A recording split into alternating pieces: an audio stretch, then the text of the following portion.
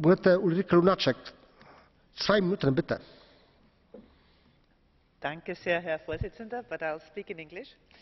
So I'd also like to thank the rapporteur, Mr. Tannock, for very good cooperation and a really also from our group very good report, because it focuses on the fight against corruption and organized crime, reform of the judiciary, media freedom, all the things that are important, rights of minorities, gender equality, also on foreign policy. And I also agree with what is said in the report that Montenegro has had progress in the last years, and I'm glad already 16 chapters have been opened.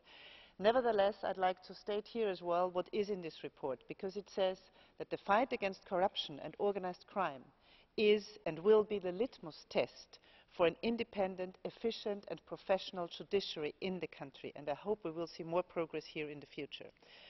There's also positive things in the report and positive progress in the country on anti-discrimination, what Roma are concerned, and LGBT people. Nevertheless, still hatred, hate speech, fear-mongering still exists.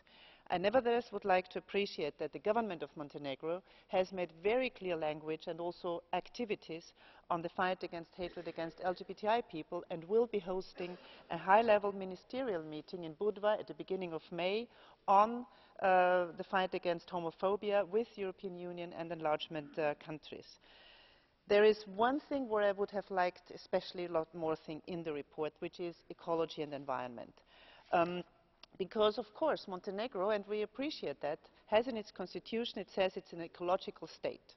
But nevertheless, in the Western Balkans, more than 25% of Europe's biodiversity is there, and there's the last remaining free-flowing rivers in Europe. So I really would appreciate if the government of Montenegro would stop reconsidering plans to build hydropower plants affecting wild rivers without having first implemented the sustainable hydropower guiding principles of the Danube River Protection Convention. And at the end, I'd like to thank Commissioner Hahn for your very clear words that there's no doubt about the integration process to continue, because there's one amendment we have put to all the 4 reports where we regret that the now President of the Commission, Juncker, during the election campaign has said there will be no enlargement in the next 5 years. I'm coming to the end.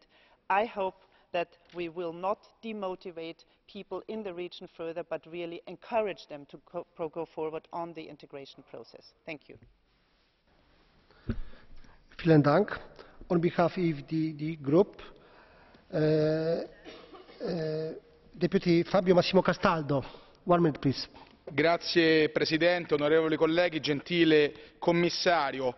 Sono sicuramente, come molti altri in quest'Aula, assolutamente favorevole all'ingresso del Montenegro